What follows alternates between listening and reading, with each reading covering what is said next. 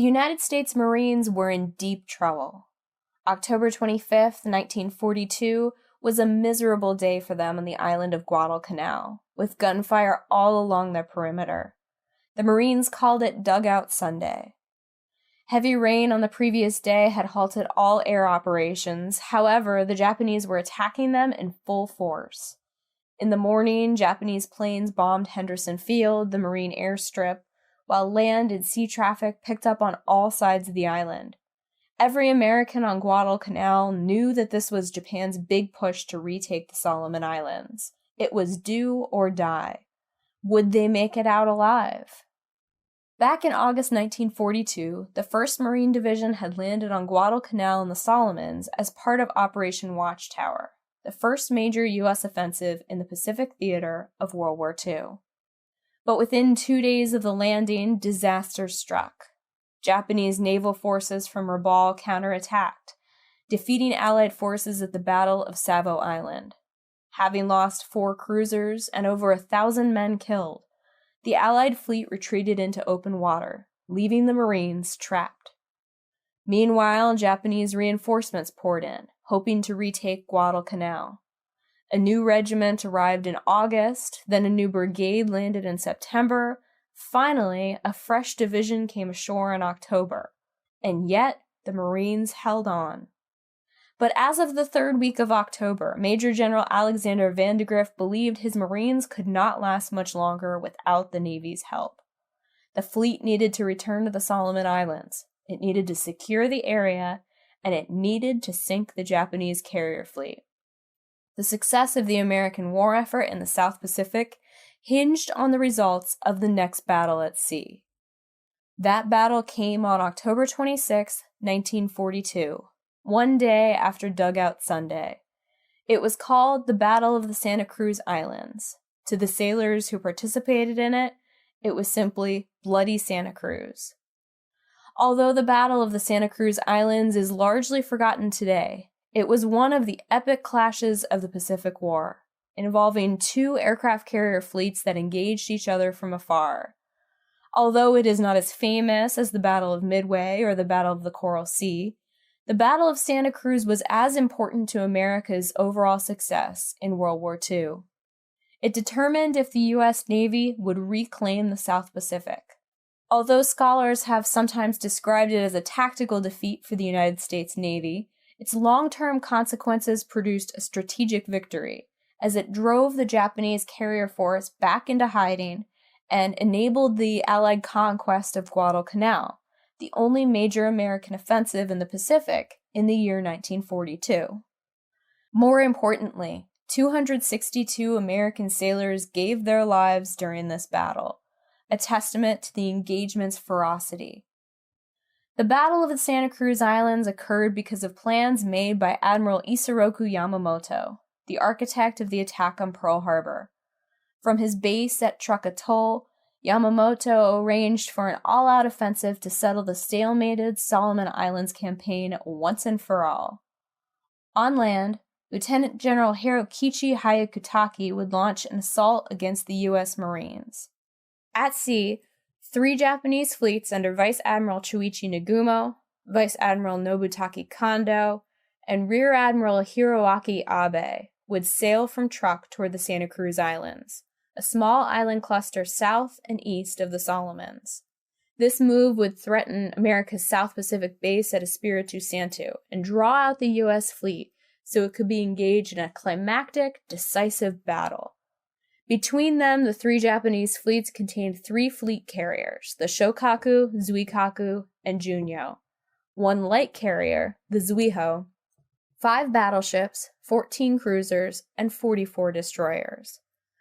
On October 18th, when news of the Japanese offensive reached his headquarters in Hawaii, Admiral Chester Nimitz, the Commander-in-Chief of the Navy's Pacific Forces, replaced his deputy commander in the South Pacific. Unable to respond to the Japanese threat, Vice Admiral Robert Gormley was wasting away in the tropical climate on Noumea, struggling with health problems and depression. Nimitz believed the time had come for an aggressive commander to take charge. Gormley's replacement, Vice Admiral William Halsey, acted quickly. Although it was hardly ideal, he decided to take Yamamoto's bait by sending his ships to the Santa Cruz Islands. He had little choice. General Hyakutaki's offensive had already begun. The Solomon Islands needed to be secured, and the Marines required the Navy's assistance to do it. As Halsey remembered, "I had to begin throwing punches almost immediately. Quick decisions had to be made." During a brief conference with General Vandegrift, Halsey promised to give him everything he had available. Unfortunately, the U.S. Navy's South Pacific Force was in miserable shape. Over the course of the past 5 months, the U.S. fleet had lost heavily in aircraft, pilots, and aircraft carriers. On May 8th, USS Lexington was sunk by Japanese carrier bombers at the Battle of the Coral Sea. 1 month later, a Japanese submarine sank USS Yorktown as it was returning from the Battle of Midway. On August 31st, another Japanese submarine torpedoed USS Saratoga, sending it to Pearl Harbor for 3 months' worth of repairs. Finally, on September 15th, another Japanese submarine torpedoed USS Wasp, sending it to the bottom of the Pacific, along with 45 planes and 193 men. Only 2 aircraft carriers remained, USS Hornet and USS Enterprise. Together with 1 battleship, 6 cruisers, and 13 destroyers, Hornet and Enterprise formed Task Force 61, commanded by Rear Admiral Thomas Kinkaid. Halsey's orders to Kinkaid were to sweep north of the Santa Cruz Islands and search for enemy ships. If Kinkaid's carriers found nothing, they had orders to rendezvous with Rear Admiral Willis Lee's surface fleet near Rennell Island. However, Halsey anticipated that Kinkaid's carriers would make contact. Like Yamamoto, he predicted that the resulting battle would be decisive. Each day, one of the 2 American carriers sent out search planes looking for traces of the enemy fleet. But each day, they found nothing. For 5 days, the Japanese admirals kept their ships out of range of the Santa Cruz Islands, awaiting news of the surrender of the Marines on Guadalcanal. But then, on the morning of October 25th, an American land-based B-17 flying out of Guadalcanal and 2 PBY flying boats from Santa Cruz and Espiritu Santo located the 3 Japanese fleets. Once spotted, the Japanese admirals knew they must attack the next day. Using the nighttime hours to ready their airstrikes, they marked October 26th as the day to commence the sea battle that Yamamoto had envisioned. From his base at Noumea, Halsey learned of these sighting reports. The Japanese were in full force near Santa Cruz, and the Americans were badly outnumbered. Still, Halsey gave Kinkaid an order to engage. A message came in over the radio: "Strike! Repeat, strike!" With that, the Battle of Santa Cruz was on. In the following videos, you will hear the words of participants from that battle. Many of these veterans who fought there have since passed on, but before they died, they left behind vivid accounts of their experiences. Voice actors will read aloud their words to bring their experiences back to life. And thus, we can take a step forward and put Bloody Santa Cruz back into the pantheon of famous American naval engagements.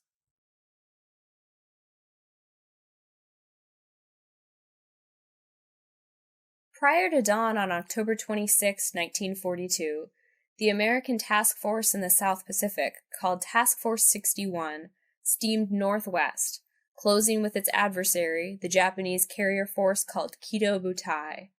The previous day at 9:45 a.m., an American PBY launched from the Santa Cruz Islands had spotted Kido Butai, which consisted of 3 carriers, 2 cruisers, and 8 destroyers. The pilot radioed his sighting report, which soon made its way to the bridge of USS Enterprise and into the hands of the American Task Force commander, Rear Admiral Thomas Kinkaid. This report put the Japanese carrier force at a distance of 375 miles, too far away for the Americans to launch an airstrike. At 2 p.m., Kinkaid launched a Hail Mary airstrike consisting of 20 aircraft. These planes searched all afternoon, but found no enemy ships. The pilots returned after dark, and 8 planes were lost when they crashed on the deck or ditched in the water. 2 aviators were killed. Kincaid realized that he could not hope to win the battle if he endangered his pilots with impossibly long-range missions. He concluded that he could not authorize an airstrike unless he had confirmation from a carrier-based scout plane. In the nighttime hours, his task force continued to close the distance to the enemy fleet, with many of the pilots sleeping in their ready rooms in case they needed to launch in a hurry. At 5:12 a.m., the duty carrier USS Enterprise turned into the wind and launched 16 SBD dive bombers to perform the morning search. The aircraft operated in pairs, with each team flying a 15-degree quadrant away from the carrier for a distance of 200 miles. For more than an hour, the SBD teams cruised through the dark morning sky at an altitude of 12,000 feet. Despite the blackness, visibility was good, with only a few scattered cumulus clouds covering about 40% of the horizon. The pilots and the rear seat gunners felt incredible tension. After several months of dogged combat, they understood the reality of carrier versus carrier warfare. The fleet that made the first accurate sighting report usually got in the first hit, and therefore it had the best chance to win the battle. Everything depended on these SBD crewmen finding their quarry before the enemy found their own fleet. One of the first teams to make contact was a two-plane group from Scouting Squadron 10. Lieutenant J.G. Howard Burnett and Lieutenant J.G. Kenneth Miller piloted these aircraft. Radioman Third Class David Colley occupied the rear cockpit of Miller's SBD. Only 18 years old at the time, Colley recalled the moment that the Japanese fleet came into view. About 1.5 hours outbound, I noticed a very slight bump on the horizon nearly dead ahead. I notified Mr. Miller on the intercom and we agreed it had to be the topmast of some ship. I waved the other plane up and pointed. I estimated it was 30 miles or so. Eventually we climbed up and took a good look. Directly ahead of us, about 12 to 15 miles out, was a beautiful enemy fleet, 2 Congo-class battleships with big pagoda masts. They were accompanied by 4 cruisers and 6 to 8 destroyers, headed south at about 20 knots. Specifically, Colley and Miller had found Rear Admiral Hiroaki Abe's vanguard force, which consisted of the battleships Hiei and Kirishima, 4 cruisers and 7 destroyers. Immediately, Colley and Miller composed a contact report, which Colley sent by continuous wave over his plane's transmitter. After both SBDs had sent their messages, Lieutenant J.G. Burnett ordered an attack. The pilots armed their bombs and climbed to 9,000 feet. Both pilots expected to test their luck against one of the battleships, but as they passed over the heavy cruiser Tone, Japanese lookouts spotted the 2 planes. Unable to identify the aircraft, the signalmen winked their searchlights to see if either plane would give a recognition signal. When the Americans gave no satisfactory response, the crewmen on Tone turned their guns on them. Colley remembered what happened next. The big cruiser started firing all its guns at us, followed in moments by several other ships. I was standing in the back cockpit, hanging onto my guns with one hand and leaning out, looking over the wing at the ships. I wondered where all those shells and AA projectiles were. Then the sky just exploded with every color. Gray, black, silver, blue, and long trails of smoky phosphorus. One went off under our right wing and we were blown over on our back. It was a terrible loud wham, like being inside a tin can that someone hit with a shotgun. Miller and Burnett knew they couldn't proceed through the anti-aircraft fire for much longer. Quickly, both pilots decided to dive on Tone and leave the battleships alone. The dive bombers nosed downward, plunging through the multicolored AA fire and released their 500-pound bombs. Both bombs missed. As Miller's plane leveled out just above the waves, anti-aircraft fire continued to burst all around. Radioman Colley remembered the next few harrowing minutes. The AA continued as we dove at a very high speed, clear down to 50 or 100 feet above the water, heading east. The battleships began shooting their main batteries at us. The big shells would hit the water very near us and send up big geysers. We would take evasive action, and still they came close to hitting us. This went on until we were over the horizon and a full 15 miles away, and only the tops of their pagodas were visible. We checked with each other and determined that we were both okay. We weren't sure about the plane, but it seemed to run and handle all right. We couldn't see Burnett's plane at all. Burnett's and Miller's planes returned to USS Enterprise at 9:30, although both planes were full of holes. Burnett and Miller were not the only pilots who tested their luck in a dive-bombing attack. 3 quadrants to starboard, another team made a bigger discovery. At 8:05, Lieutenant Stockton Bernie Strong and his wingman, Ensign Charles Irvine, came into contact with Vice Admiral Chuichi Nagumo's carrier strike group, which consisted of 3 aircraft carriers. Strong signaled to Irvine that they must attack immediately. 2 months earlier, Strong had been involved in a nearly identical situation. At the Battle of the Eastern Solomons, he had found an enemy aircraft carrier but did not attack it, choosing instead to make sure he sent a perfect contact report. After he returned to his ship, having let the enemy carrier get away, Enterprise's flight operations officer, Commander John Crommelin, admonished him for not attacking. In fact, Crommelin was so angry at Strong that he put him in hack, that is, confined him to quarters, for a few days. Then, on the morning of the October 26th search mission, Crommelin saw the need to remind Strong and Irvine of their obligation to take risks. He said, "If you're going to miss with your bomb, you might as well stay home and let a good pilot take your place." Luckily, on October 26th, Bernie Strong found his chance at redemption. As Strong and Irvine armed their bombs, their gunners frantically tapped out a message to USS Enterprise, reporting the location of the Japanese carrier fleet. Then, from 14,000 feet, the 2 SBDs nosed over and dived toward the nearest Japanese carrier, which turned out to be the 11,000-ton light carrier Zuiho.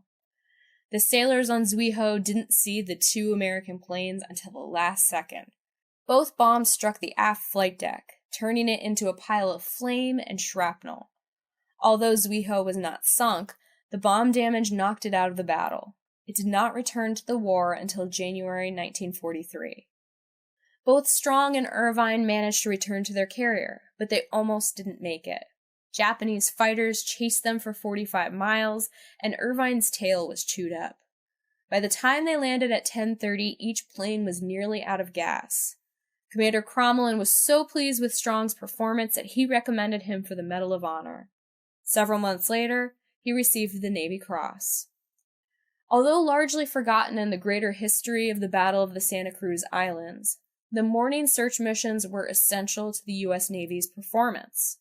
To stand a chance at victory, Kinkaid's carrier planes needed to strike fast. The search plane reports from that morning, which also led to the damage on Zuiho, gave the American fleet a fighting chance.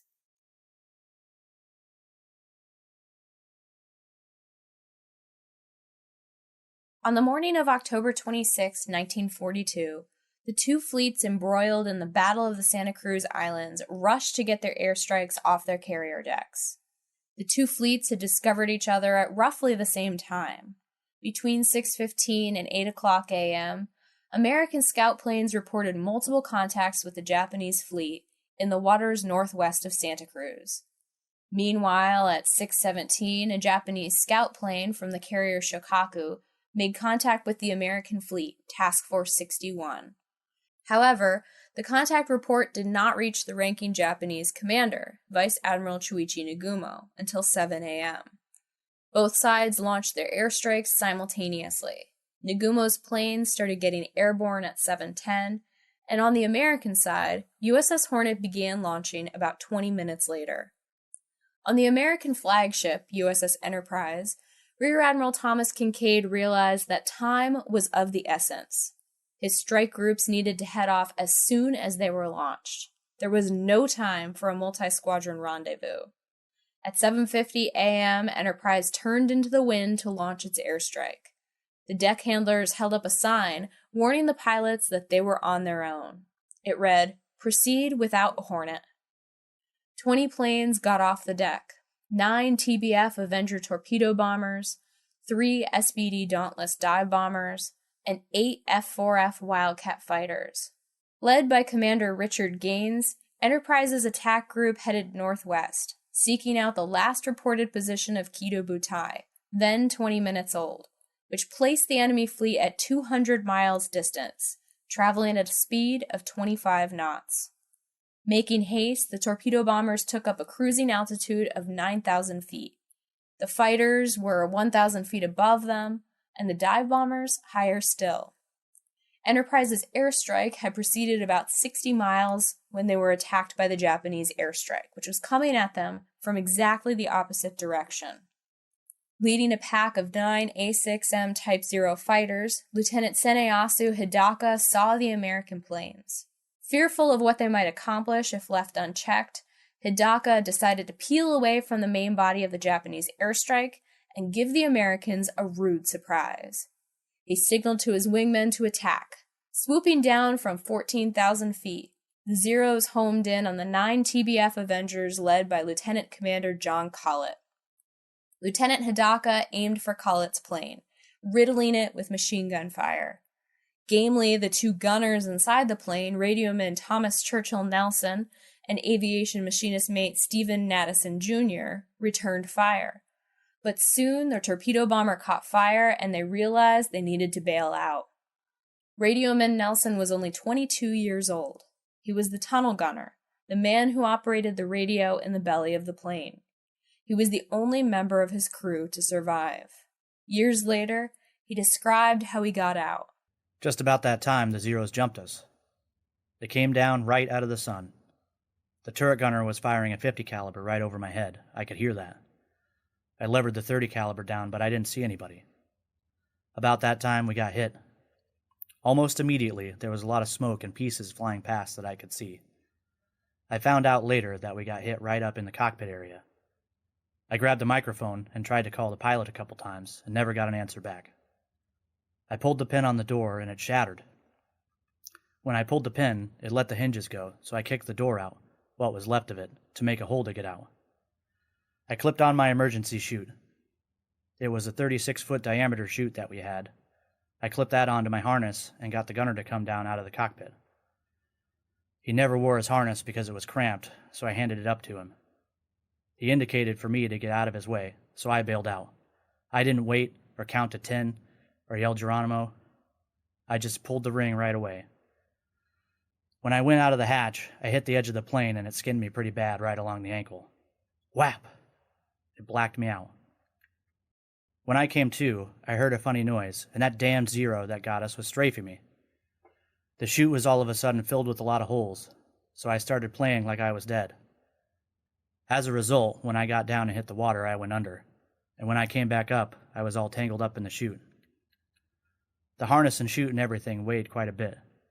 I got it off okay, but one of those damn shrouds caught on my belt buckle, so I loosened that and got rid of that. About that time, I pulled on my Mae West. One side was good, but the other was a dud. I got it over my head anyway.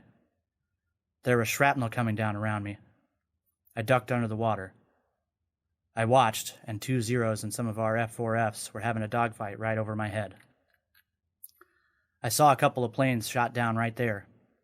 I had just barely made it. By the time I went out, I was only at 2,000 feet.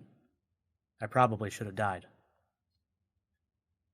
Nelson's fellow crewmen did not survive. Nadeson never left the airplane, apparently unable to put on his emergency chute in time. Lieutenant Commander Collett bailed out over the wing, but was never seen again. 2 other American torpedo planes were shot down during the ambush, as were 3 American fighter planes. 2 other torpedo bombers aborted the mission and ditched into the ocean on the way back to their fleet. Only 4 torpedo planes managed to reach the Japanese fleet and drop torpedoes. All of them missed their targets. Floating in his half-filled Mae West, radioman Nelson was alone in the water for the next 24 hours. Sunburned and delirious, he began shouting into the heavens, "I want to see my 21st birthday." Nelson had already turned 22, but he had been born on February 29th during a leap year, and had long held on to the personal goal of living to see 21 leap years. For a while, he didn't think it would happen.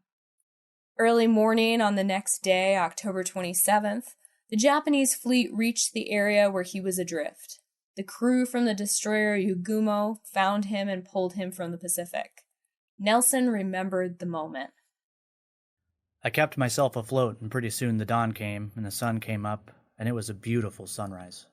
sort of like the Japanese flag with all those rays. So now I was delirious. I was looking around and I thought I saw something on the horizon. It looked like a bunch of sticks. I thought I was hallucinating, so I didn't look at them any longer.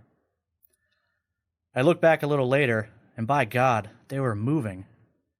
It turned out to be the Jap battleship fleet. They had those big pagoda towers on them, the cruisers, the destroyers, the whole thing. They were making a zigzag pattern, and I was right in the middle of one of their squares. So I thought, well, it's better than nothing. I would rather take a chance on them than be shark breakfast. So every time I rose up on a wave, I would kick my feet to make a lot of whitewater. They just passed me by, so I started cussing at them. The last cruiser was just going past me, and then a destroyer came right across his bow, almost collided with him, and came alongside me. He put on the brakes, and you might say he threw a Jacob's ladder over the side. I was so weak I couldn't even pull myself up. I just hung on. They pulled me in with the ladder and got me up on the deck. They poured a bucket of fresh water over me to wash the salt off. My hands were just terrible. I looked terrible.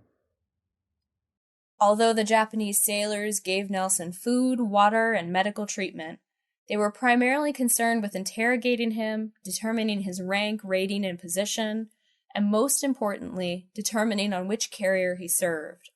Initially, Nelson lied and told them that he belonged to USS Hornet, but in searching his belongings, his captors found a pharmacy receipt that bore the name of his true ship, USS Enterprise. Nevertheless, Nelson tried to confuse his interrogators as much as possible. They took me into the wardroom and started questioning me. They had this teapot sitting there. Every time I answered a question, they would give me about a thimbleful of tea. Of course, I was so damn dehydrated that all I really wanted was water. After a few questions, I began to realize that what they really wanted to know was how well they had done at Pearl Harbor.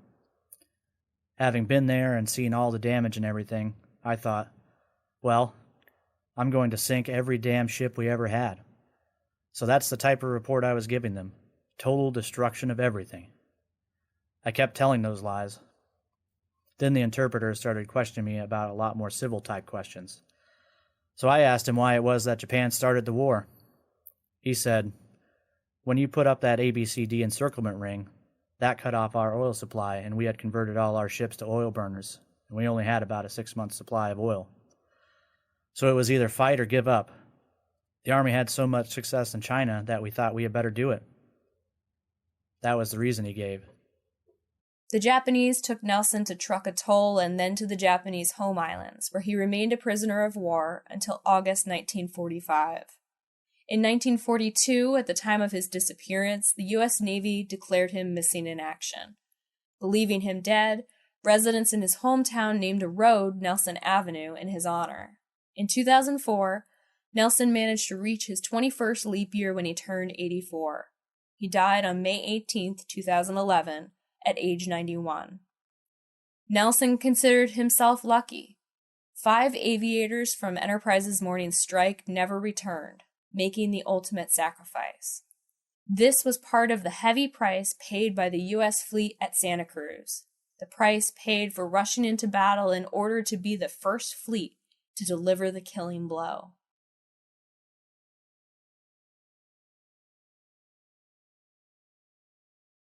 By 6:15 a.m. on October 26, 1942, the Battle of the Santa Cruz Islands was underway.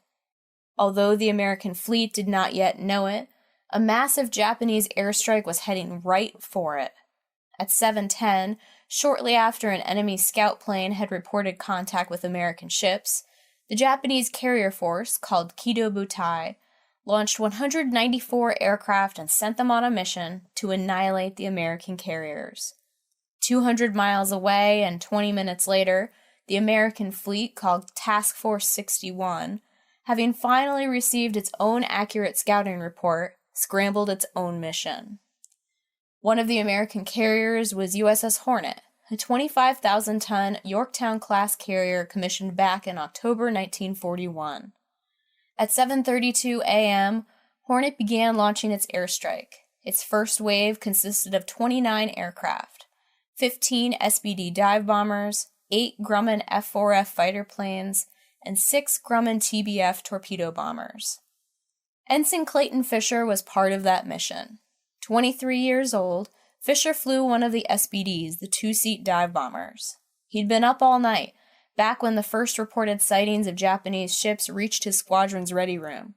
The previous evening, he had expected the admirals to order an immediate launch, especially since the sky was clear and the moon was bright, but no orders came. Although Fisher did not yet know the reason, Rear Admiral Thomas Kincaid had decided to hold back all launches until his scout planes confirmed the presence of the enemy carriers. Fisher remembered the agonizing waiting and the tension he felt when the go signal finally arrived. All the pilots expected Hornet's aircraft would be launched at dawn, but nothing happened. The task force commander was waiting for more accurate Japanese position reports. All I could think about was an early enemy surprise attack and having bombs come crashing down on our planes on the flight deck. Finally, we were given the command, "Pilots, man your planes." We rushed onto the flight deck and over the bullhorn boomed the command, "Start all engines." While taxiing forward to the takeoff spot, flight deck crew members held up chalkboards with a great morale builder message, which relayed that there was one more enemy aircraft carrier than previously reported. We had been briefed before we left the ready room that we would have only 4 F-4F Wildcat fighters from our fighter squadron to escort the dive bombers. Were we on a suicide mission? I was too busy checking out my engine and getting my plane ready for takeoff to think too much about what would lie ahead. Lieutenant Commander Gus Wilhelm commanded Hornet's airstrike. Guided by the scouting report sent to him only 10 minutes before takeoff, Wilhelm led his planes straight to the Japanese fleet. At 9 a.m., after only 90 minutes in the air, the American planes found 4 Japanese ships. Specifically, they encountered 2 cruisers and 2 destroyers, which comprised part of the Imperial Navy's vanguard force. However, these surface ships were not the primary targets. Rear Admiral Kincaid wanted his pilots to strike the Japanese carriers. Using hand signals, Wilhelm ordered his aviators to keep going. They must keep flying and pass over these surface ships, even if it meant stretching their fuel supply to the limit. The gamble paid off. 15 minutes later, off his starboard bow, Wilhelm caught sight of the Japanese carrier task force. In the center of it was a 32,000-ton aircraft carrier, the Shokaku. Wilhelm broke radio silence, saying, "Contact bearing about 345. I have 1 carrier in sight. I am going after it." Wilhelm signaled to his dive bomber pilots and to the 4-plane division of fighters that provided his close escort. They would attempt to take out the carrier. The remaining planes would test their luck against a nearby cruiser. Just after USS Hornet's dive bomber pilots changed direction, they encountered the Japanese fighter screen. 23 A-6M Type 0 fighters charged in at the American planes, and a whirling dogfight occurred at around 12,000 feet. The 4 U.S. fighter planes were no match for their adversaries, and in a few minutes, one of them was shot down, and the other 3 were badly mauled by machine gun fire. After dispatching the American fighters, 13 of the Japanese fighter pilots pounced on the American dive bombers, who now had to rely on their rear-seat gunners for protection. In the first few passes, Gus Wilhelm's plane was hit, and it began streaming oil. Shouting obscenities into the radio, blaming the American fighter pilots for their shoddy assistance, he pulled his plane out of formation and ditched in the ocean. The Japanese fighter pilots did not let up. After Wilhelm's plane went down, Ensign Kenneth White was wounded and part of his plane was damaged. He too dropped out of formation. Then Ensign Philip Grant's plane was hit. It went down streaming smoke. Both he and his gunner, radioman Floyd Kilmer, perished in the crash. Next, Japanese fighters targeted Ensign Fisher's plane. A burst of gunfire severed his plane's hydraulic line, sending fluids streaming down into the bilges beneath his feet. This battle damage prevented Fisher from scoring a hit on Shokaku. He remembered what happened next. As our formation was approaching the position to commence our dives, I checked my hydraulically operated dive brakes. The brakes wouldn't open. As the planes ahead of me opened their dive brakes and began rolling into their dives, All I could do was follow the last plane down. But I had to move away from their dive paths so I wouldn't overrun them. With their dive brakes extended, the dive bombers would reach a maximum dive speed of about 240 knots. My plane accelerated rapidly to over 300 knots. Because of my excessive speed, I started pulling out above 2,000 feet and continued down until I had leveled out low over the water. My dive path had taken me well ahead of the Shokaku. Although Fisher missed his target, his shipmates did not. 10 SBDs dived on Shokaku and released their bombs. In a few minutes, Shokaku was pummeled with 8 direct hits. The damage was extensive. The flight deck was cratered and 60 Japanese sailors were killed. However, the destruction was not irreparable. When they detected the American dive bombers, Shokaku's crew shut off the fuel lines and sealed the carrier's ordnance. As a result, no secondary explosions occurred and Shokaku did not turn into a burning pyre as had happened to 4 Japanese carriers at the Battle of Midway. Still, the damage kept Shokaku out of action for the next 20 months. It did not return to combat until June 1944. For Hornet's dive bomber pilots, escaping the cloud of Japanese fighters that encircled them proved to be a dramatic endeavor. Ensign Fisher remembered what happened to him. When I finally leveled off at 300 feet, my gunner yelled, "We got a 0 on our tail." Putting it mildly, it was a horrifying feeling. I couldn't outmaneuver a 0. My gunner, radioman George Ferguson, practically shot off our rudder trying to hit it. Both wings were riddled with small jagged holes after being hit with 7.7mm bullets. One bullet passed between my legs, shattering my engine's temperature gauge.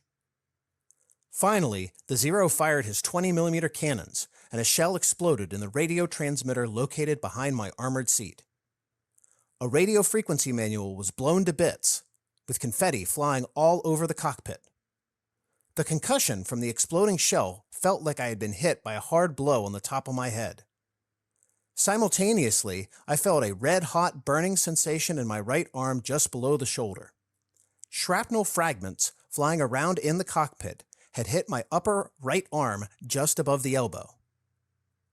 Momentarily stunned, I had lost my vision, but my mind was visualizing the shimmering, wavering faces of my mother and my wife Annie. I didn't want to die, but I felt completely helpless. Fisher's SBD was badly damaged. His flaps jammed and his plane began leaking fuel. His gunner had been wounded, and the 2 rear-facing .30 caliber machine guns had also jammed. Fisher described what happened next. After recovering from the shock of the concussion, as my vision cleared, the 0 fighter with its big red meatball insignia was flying off my right wing, just like a wingman. The pilot was staring at me. When our eyes met, he drifted back behind us. Ferguson had been shot in both thighs with 7.7mm bullets, and a piece of shrapnel had gouged some flesh out of the calf of his right leg.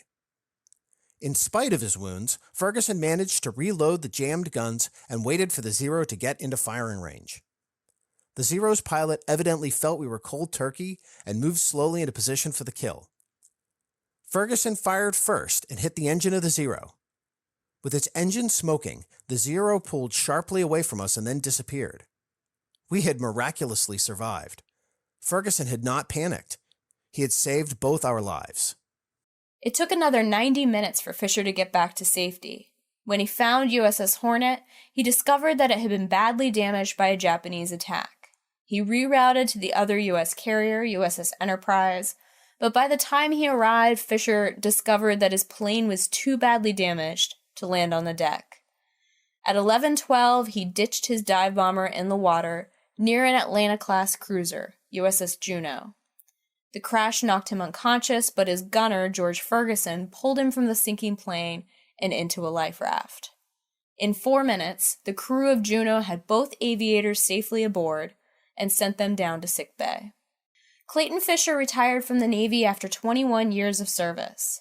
He died in 2012, 2 weeks short of his 93rd birthday. He considered himself one of the lucky ones. Of the other 28 aircraft that had accompanied Lieutenant Commander Widhelm's group, only 17 of them made it back to their ships. 4 planes had been shot down, killing all 7 men on board. 4 other planes ditched due to battle damage. and one of those pilots was never seen again. The effort to cripple the Shokaku had come at great cost, claiming the lives of some of the finest aviators the U.S. Navy had ever known.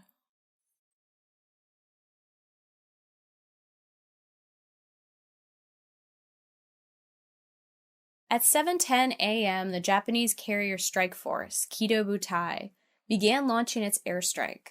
Before U.S. Navy scout planes cut short this launch with a surprise attack, two of the Japanese carriers, Shokaku and Zuikaku, managed to get 194 attack planes into the air. Using an accurate sighting report from a scout plane transmitted an hour earlier, 53 of these planes charted their way southeast. At 8:53, they discovered Task Force 17, which included the aircraft carrier USS Hornet and its 10 escort ships. The Japanese attacked in two groups. At 9:10, coming in from a high altitude, Lieutenant Toshio Tsuda led the Japanese dive bombers. Then, a few minutes later, at low altitude, Lieutenant Commander Shigeru Murata charged in with his torpedo bombers. Coming in from astern of Hornet, the Japanese dive bombers made a slanting dive from 5,000 feet. At first, many of the American gunners did nothing, not even certain that they were being attacked.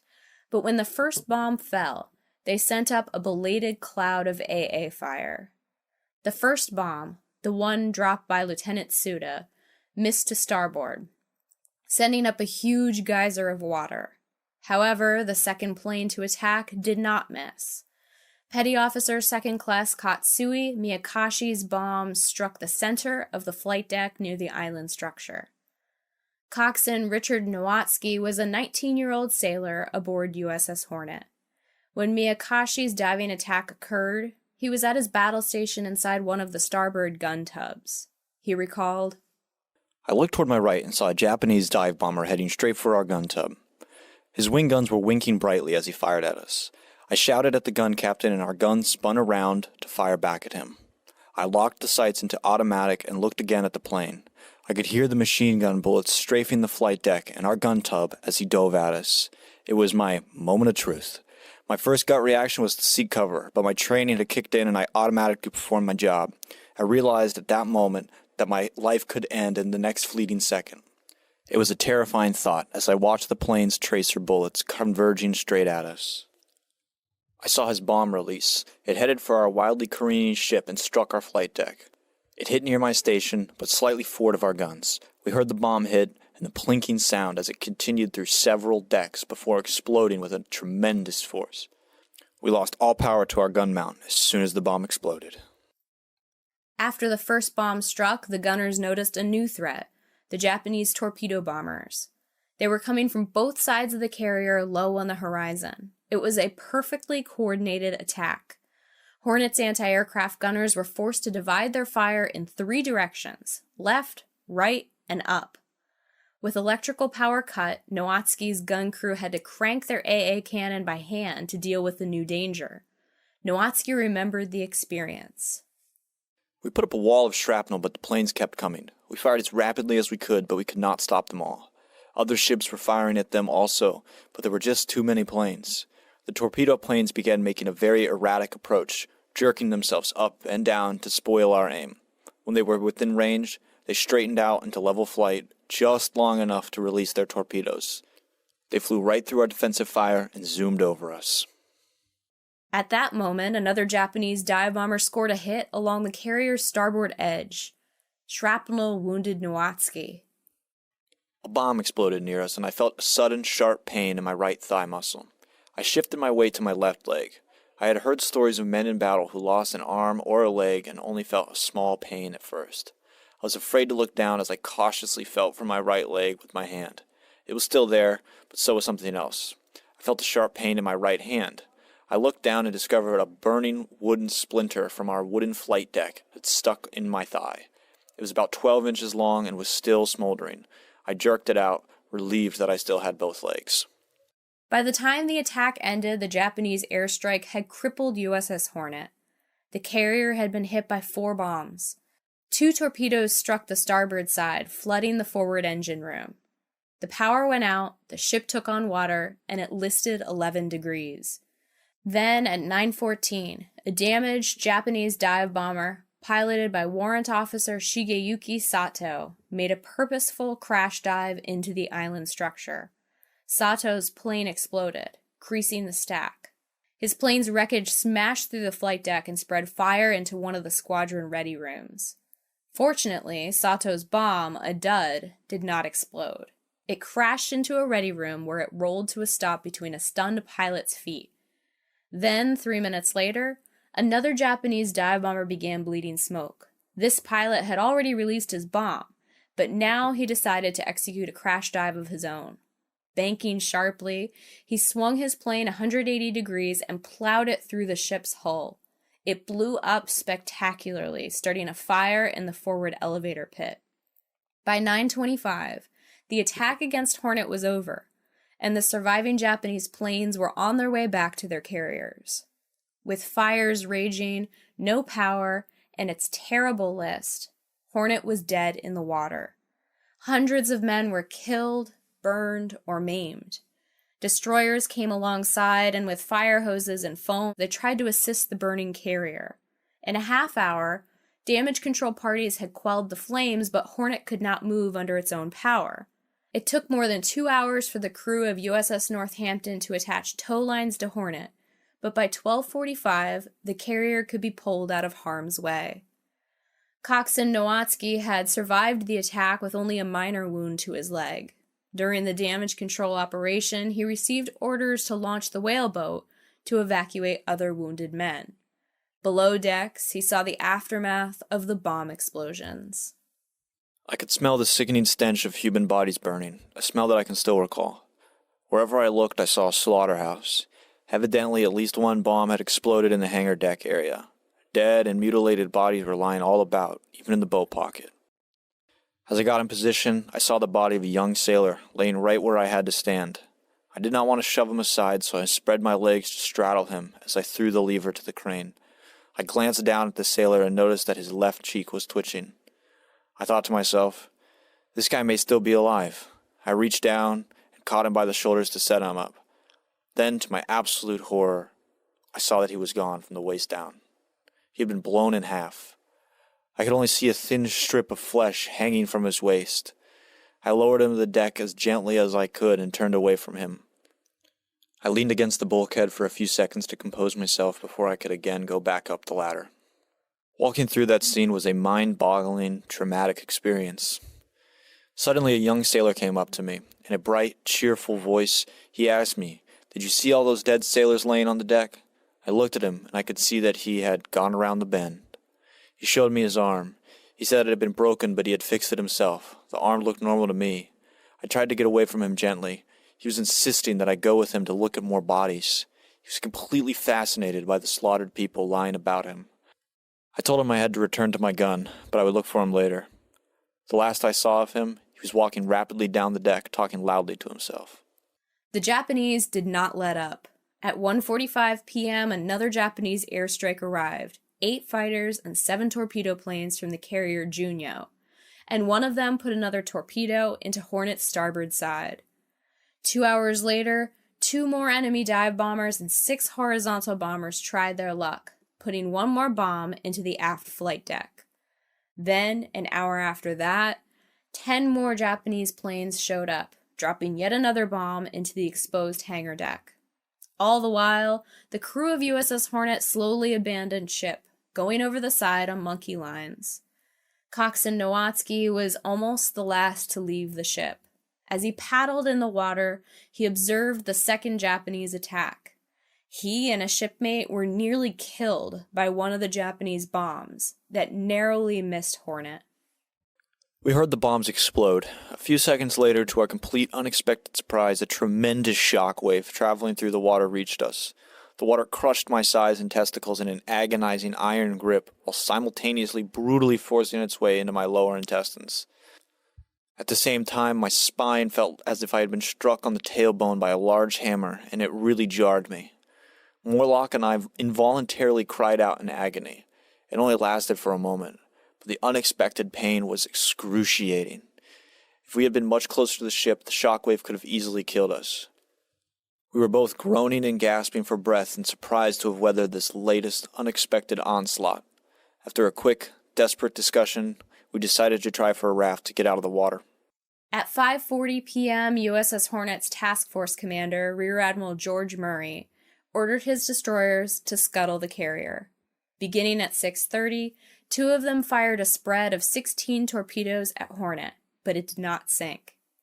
Next, the destroyers fired over 400 rounds of 5-inch shell, which started fires, but still, the flat top did not go under. With the Japanese fleet approaching rapidly, at 8:30 p.m., the destroyers beat a hasty retreat. A half hour later, Japanese ships arrived on the scene and 2 destroyers, the Akigumo and Makigumo, began shelling Hornet and fired 4 more torpedoes into the ship. These weapons laid in the killing blow. Hornet finally disappeared beneath the waves shortly after midnight on October 27th. During the battle, Hornet lost 118 men killed or lost at sea, which accounted for 45% of all American losses at the Battle of the Santa Cruz Islands. The loss of the Hornet may very well have represented the greatest disaster on the American side of the engagement.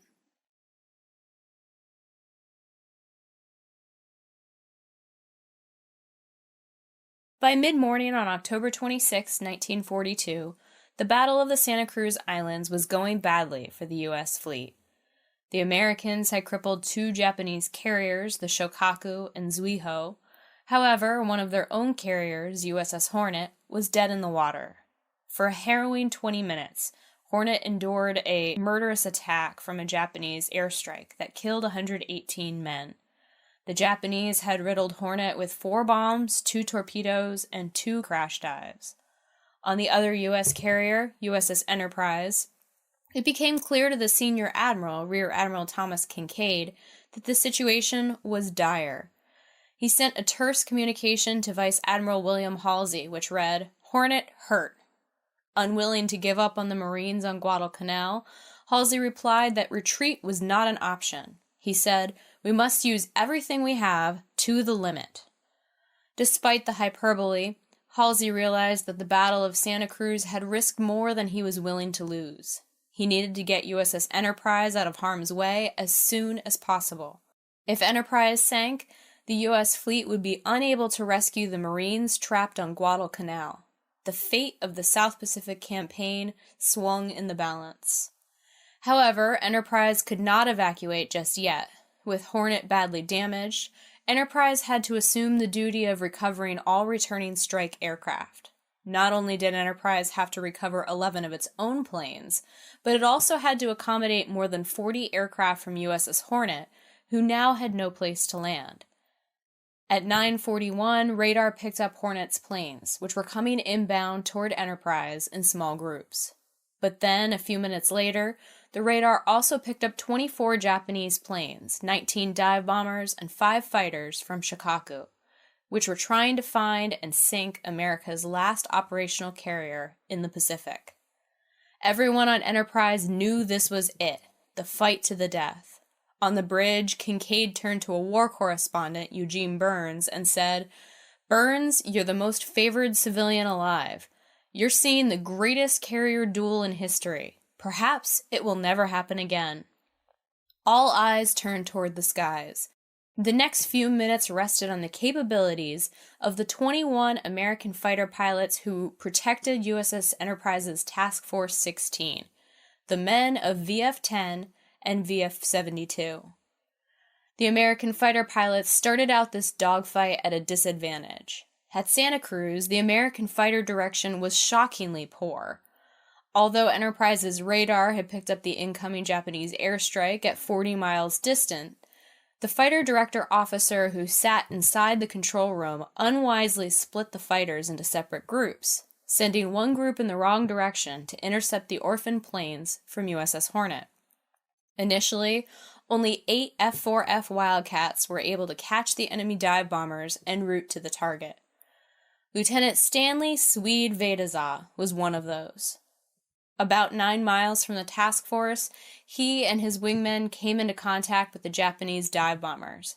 In later years, he remembered the moment well.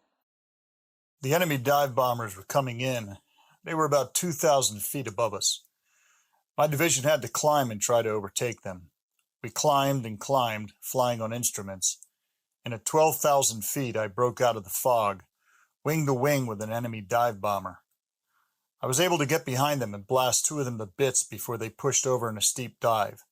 That was all it took, and they were gone. It was just bad maneuvering on their part. Then a pilot in my 2nd Division sighted a block of torpedo planes coming in. There must have been 8 or 10 of them. Actually, there were 16 torpedo bombers, nicknamed Kates by the Americans, heading toward Enterprise. They were flying in 2 groups, 8 on the east side of the fog bank and another 8 on the west side. His wingman saw just one of those groups.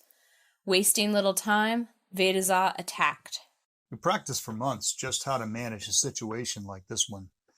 We had to control our dive speed, join their formation at close range, and shoot them down. There was no room to maneuver. I was scared as hell at times, but we got right under them, what we had learned to do. By putting the pipper on the tail or wing stub, one short blast, we were using armor-piercing tracers and incendiary shells. The plane would burn right away. Their tanks were not protected, so they'd catch on fire, and once on fire, onto the next plane. I was 50 feet behind 4 of them in heavy fog. I got under their tails to avoid the rear seat gunners. First, I went after the single Kate on the left. I blew him apart, and he pitched forward. I expected the V to break, but it didn't. Then I went after the number 2 man. He pitched forward and blew up. I shifted to the leader, again careful to keep below him in order to stay out of the gunner's field of fire. When I hit him, he pitched up and back, and for a second I thought his wing was going to hit me, but it didn't. The last plane slowed down, and I flamed him as well. My reactions were automatic. The whole thing was over in 10 seconds. In 2 encounters, Lieutenant Vejtasa had shot down 6 aircraft, making him an ace in a single day, but he wasn't done yet.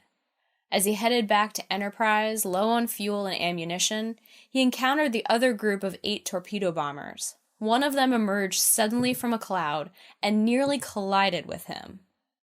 His wing was practically in my prop. I could see the pilot and his 2 crewmen. I followed him toward Enterprise and turned in behind him, again under the tail. I fired a burst and it set him on fire. I had my pipper on his wing root where the fuel tank sits, but he didn't blow up and continued heading for Enterprise. I considered cutting off his tail with my prop if he got in position to drop his torpedo, but he never did. Finally, he caught a wingtip in the water and cartwheeled. That's when another Kate flew over the top of me, real close. Why hadn't I been looking? I almost had a heart failure. All he had to do was drop down and fire his forward machine guns, and I was a goner. Instead, I'm on his tail, and he's climbing. Then I saw the battleship South Dakota was going to open fire. I said to myself, I'll see if I have anything left to get this guy. I switched on all my guns, and I had a few rounds left. Using them, I set him on fire. I was sure he was going to dive into the South Dakota, but she and the anti-aircraft cruiser San Juan began firing, putting up a withering fire. You could practically walk on the smoke from the AA. I tore some more pieces off the Kate, and he caught fire but didn't explode. He never faltered. He didn't go down. He was losing altitude, but the pilot had to be alive at the controls because he corrected his dive very noticeably. At this point, with my ammo gone, I meant to cut off his tail with my prop. As I closed, I flew into the fire stream. My whole plane was full of smoke. Jesus, you talk about a blast. A plane like that with a whole stream of fire blowing back? I was within 50 feet and I got knocked to the right. I figured, Swede, that was a foolish move. The last Japanese torpedo bomber never released his weapon. From his flaming cockpit, Seaman First Class Kiyomi Takei made a crash dive into the forecastle of a Mahan-class destroyer, USS Smith, killing 57 men. Swede Vejtasa received partial credit for this kill, as well as 7 confirmed kills for the other planes he shot down. Unfortunately, Task Force 16, Enterprise's half of Task Force 61, did not escape the 3 Japanese airstrikes unscathed. In addition to the damage suffered by USS Smith, Enterprise endured 2 bomb strikes, killing 44 men. Despite the damage, the U.S. Navy fighter pilots had made the Japanese pay for their attacks against Enterprise. Altogether, the aircraft carriers Shokaku, Zuikaku, and Junyo had sent 74 aircraft against Task Force 16. American fighter pilots and AA gunners brought down 28 of them, or 38% of the whole. Swede Vejtasa landed on Enterprise at about 11 a.m. At the time, he didn't realize what an incredible achievement he and his fellow fighter pilots had accomplished. They had defended the last carrier in the Pacific from an air assault that, by all rights, should have sunk it. As he went in search of water, surveying the damage, Vejtasa remembered stepping through the hangar deck, which was covered in water, oil, bodies, and blood. At one point, a wounded shipmate grabbed his arm, hoping to talk, but Vejtasa had to shrug him off. He recalled, "I had to get back up in the air." It was that kind of dedication that saved Enterprise from certain doom.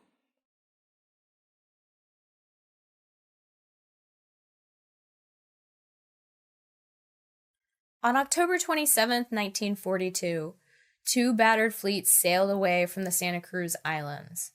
The U.S. Navy had suffered the loss of 262 men killed in action or lost at sea.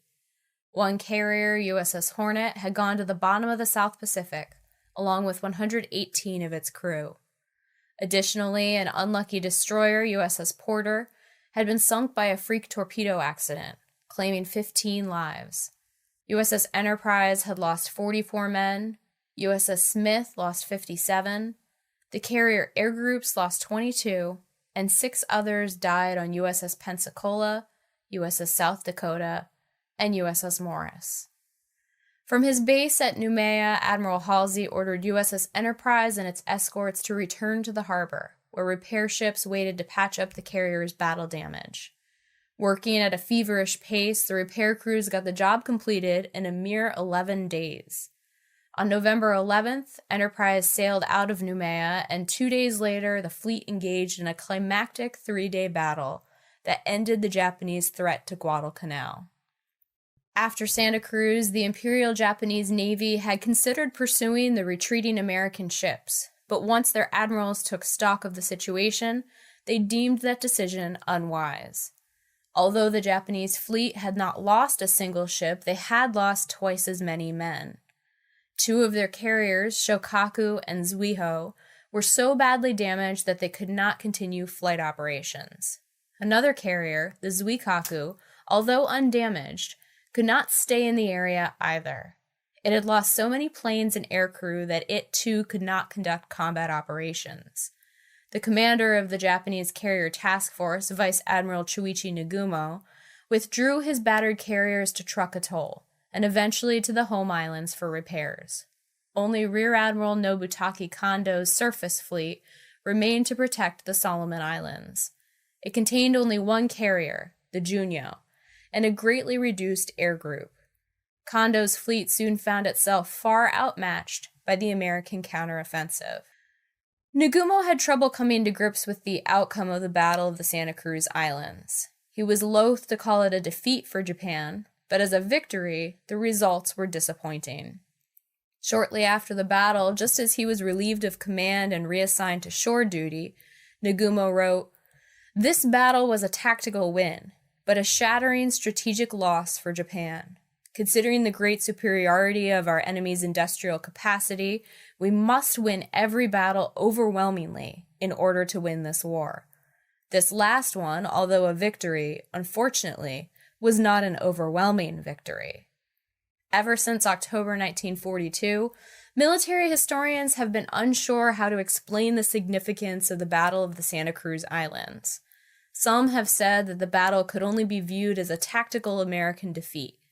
After all, the U.S. Navy had lost an aircraft carrier and ended up retreating at the end of it. By contrast, the Japanese kept all of their ships and held the field. Other historians have said that the battle must be considered a draw, since it resulted in no forward movement by either side, keeping the status quo in the Solomons. However, these opinions did not reflect how Americans viewed the battle at the time. Despite the loss of Hornet, the U.S. fleet emerged from the battle as the powerhouse fleet in the South Pacific, and the Americans knew it.